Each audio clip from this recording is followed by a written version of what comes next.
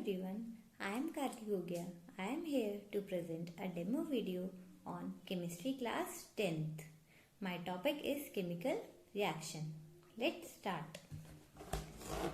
Chemical reactions are the processes in which new substance with the new properties are formed. If no new substance is formed with the new properties, that means there would be no chemical reaction. Let us study with the help of an example. Here we have the iron and the sulfur.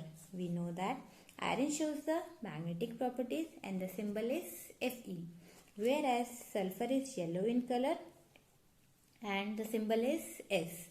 If we mix them together with the help of mortar and pestle, we get the mixture. Basically, mortar is a ball-like structure, whereas pestle is a substance with the help of which we crush the things and mix them together, right? Now, we rotate the magnet over this mixture, so the magnetic substances will be attracted towards the magnet.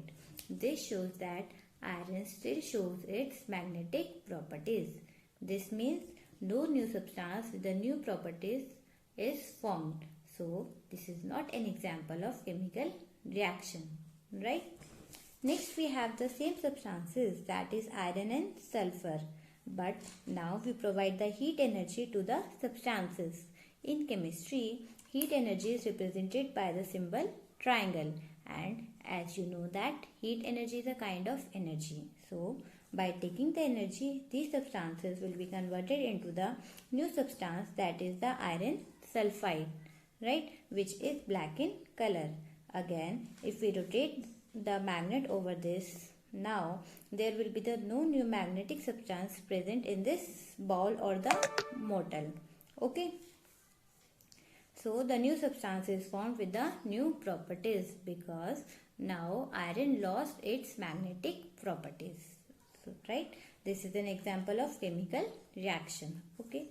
Next point we have during chemical reaction, atom of one element do not converted into the atom of another element. This means that iron will not be converted into the magnesium or any other element. Iron will be the iron only, but might be in the different oxidation state, right? Similarly with the sulfur. Sulfur will convert it into the sulfide, that is its different oxidation state, but the atom will be the sulfur only. Okay. Next we have only the rearrangement of atoms will takes place. In this chemical reaction, iron and sulfur are rearranging themselves to give the new substance, that is the iron sulfide, right?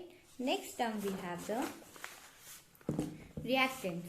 Reactants, the substances which takes parts in a chemical reaction, are known as reactants, or the required substances in the chemical reactions are known as the reactants.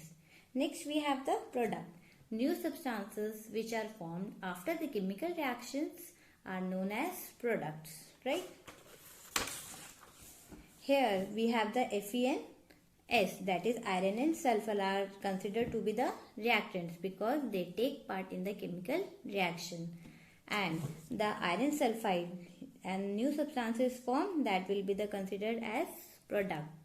So we can also say that the things or the substances which are on the left side of this arrow will be considered as reactants, whereas the substances which are on the right side of this arrow will be considered as products. Okay.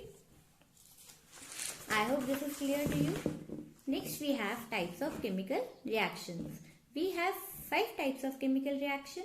First is combination reaction, second is decomposition reaction, third is displacement reaction, fourth is double displacement reaction, fifth is oxidation and reduction reactions.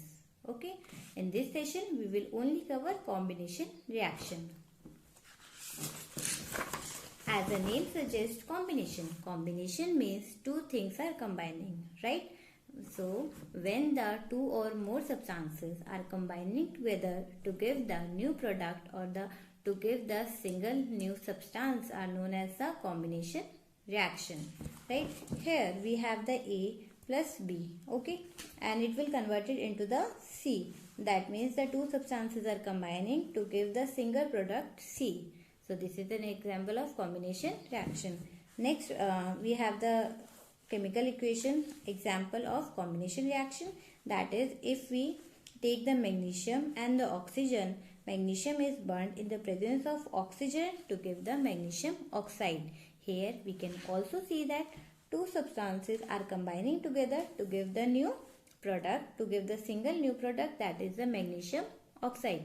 So this is an example of combination reaction, right? Next we have the calcium oxide. Its common name is quicklime. Okay. If the quicklime or the calcium oxide combine with the water to give the new single product, that is the calcium hydroxide. And the common name of calcium hydroxide is slaked lime, right? So this is also an example of combination reaction, right? That's it for this. Thank you. Have a good day.